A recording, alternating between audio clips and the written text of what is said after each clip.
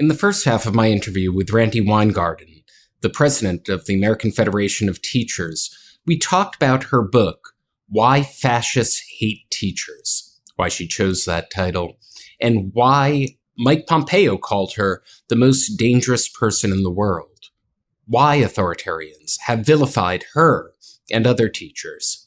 In the second half of the video, we delve a little bit deeper into the book and talk about why she now wears a paperclip, the symbolism behind that, and the story that emerges from World War II about how Norwegian teachers resisted the Nazi occupation.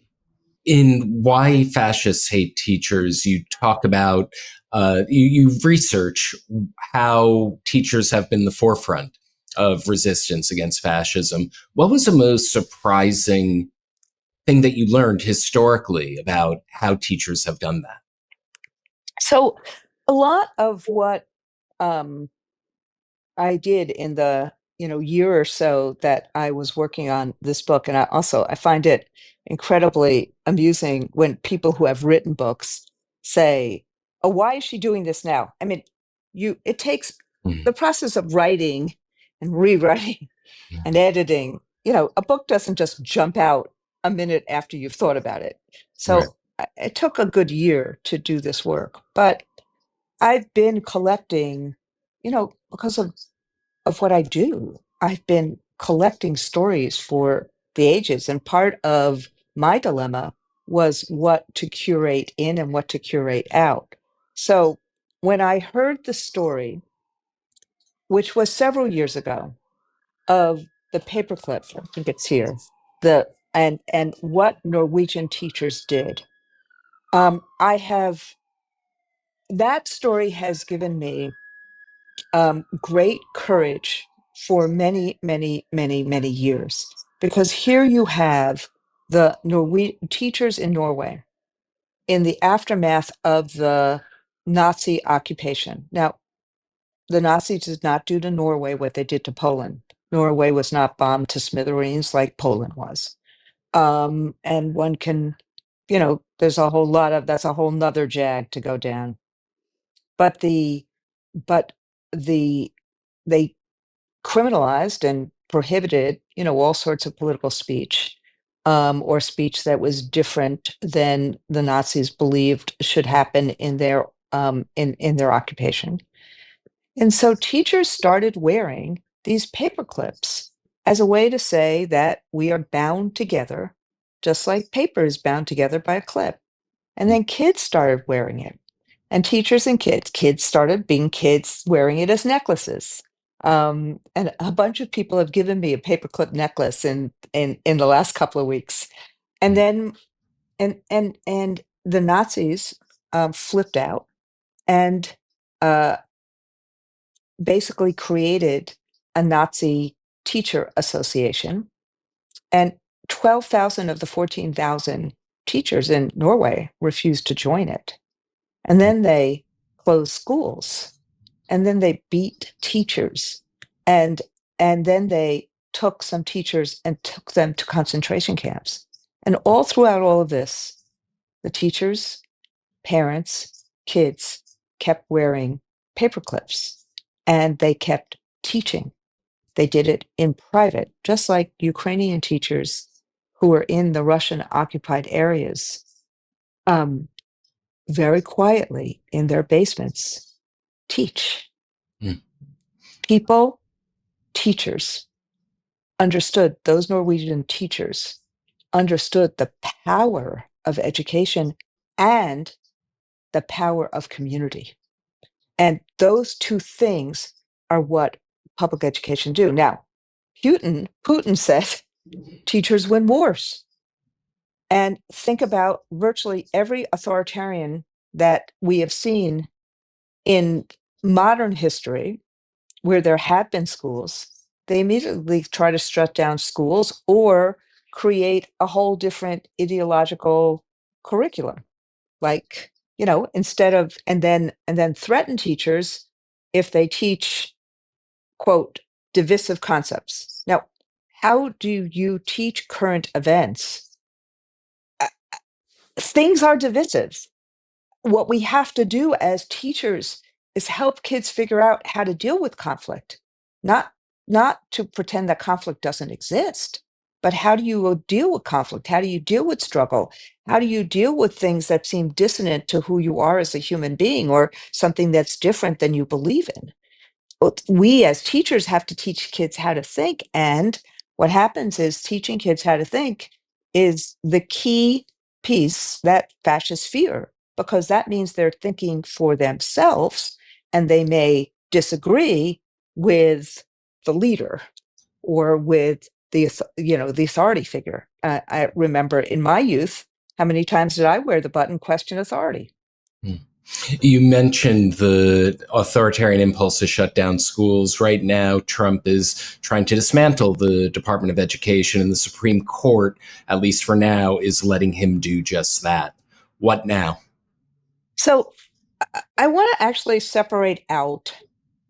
I mean, I know the Department of Education has great symbolic value, and it is, and the fact that Donald Trump wants to end the Department of Education speaks volumes about what he thinks about children and Mm, young people and their opportunities. Change it, make it into your image.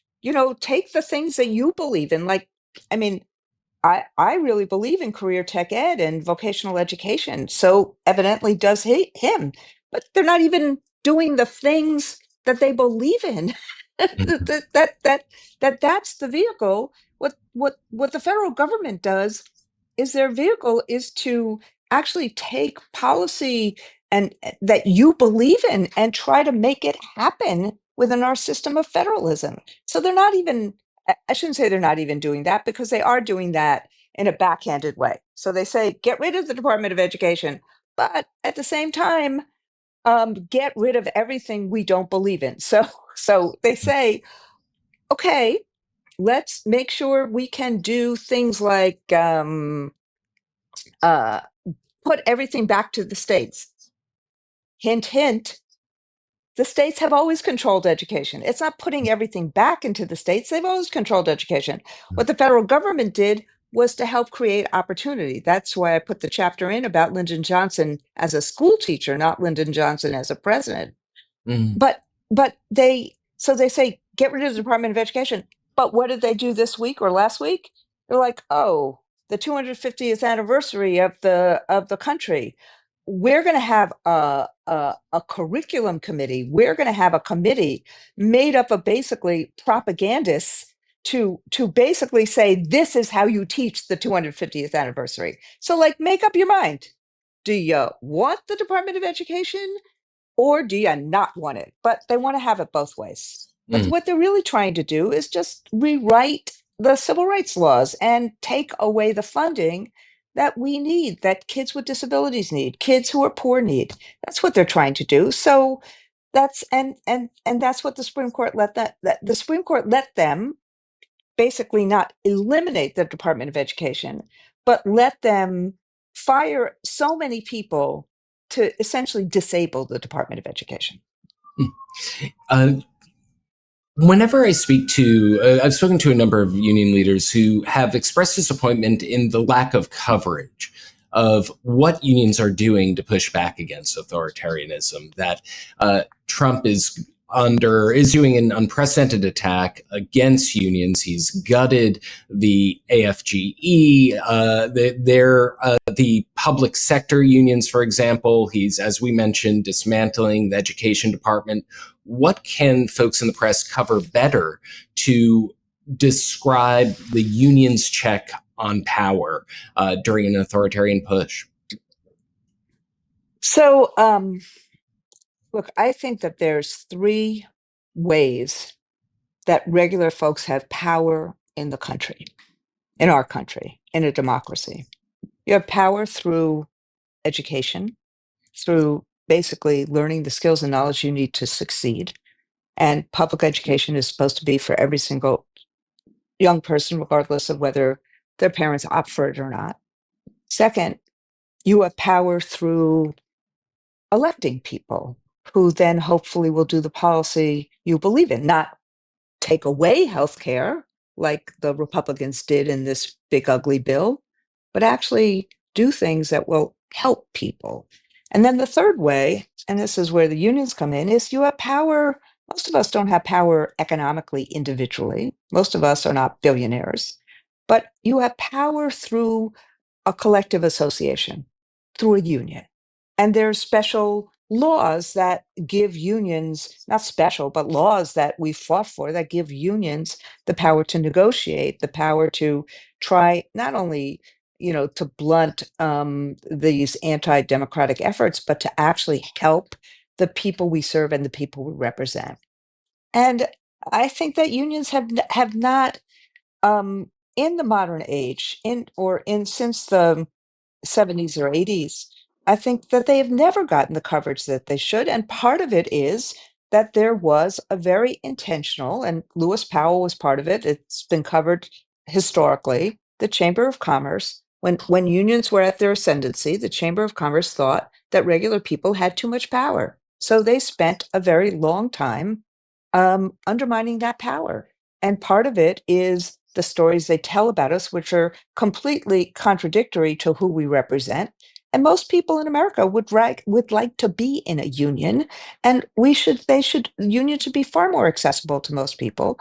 But corporations fight them tooth and nail and propagandize about them and try to undermine them. Very much similar to what Rufo said about schools, which is you create great public distrust, you create a culture war about it. So I give, Everett Kelly out there every day. I'm out there every day. Others, Liz Schuler, and we just have to fight that fight. And think about it, Labor Day weekend, we had over 500,000 people present in terms of what workers deserve. It got next to no coverage. And so part of this is who runs. I don't blame individual journalists. They're doing the best they can, and they have a huge job and role to play right now. But who who who owns the press? It's all corporately owned. I mean, look what's happening with CBS right now. Look what ABC, I'm glad Disney put Kimmel back, but they did it because of commerce. Look what's happening to Fox. So these big monoliths will not cover what working people do or need to aspire to. And so, look, thank God for your podcast. Thank God for Midas Touch. Thank God and I would hope that Joe Rogan, if he's listening, put some of us on the air, hear different voices, and we would be there in a heartbeat. And right before Jimmy Kimmel's show was reinstated, there were major protests organized by unions. Right. And think about, if I may, October 18th, no kings. It's going to be a very important inflection point. And if people don't like what is going on right now, just like the founders really wanted public education because they knew that education would be the bulwark against tyranny and against a king coming back again. No King's Day, October 18th. It's really important. If people do not like what's going on in America right now, go out and protest. Have your own sign. Don't escalate violence, please. Have your sign about what you want to see in America. That you don't want kings, you want freedom. But please go out and protest. My mother is a teacher, and the symbolism that you brought on this program of the paperclip, viewers who are watching right now, to show solidarity and the strength together, strength with teachers. It's a fascinating history that you shared. Thank you for coming on the show, Randi Weingarten. Thank you, Adam. And to watch other videos like these, hit subscribe, and we'll bring you more soon. Can't get your fill of Legal AF? Me neither. That's why we formed the Legal AF Substack. Every time we mention something in a hot take, whether it's a court filing or a oral argument, come over to the Substack. You'll find the court filing and the oral argument there, including a daily roundup that I do called, wait for it, Morning AF. What else? All the other contributors from Legal AF are there as well. We got some new reporting. We got interviews. We got ad-free versions of the podcast and hot takes. Where? Legal AF on Substack. Come over now to free subscribe.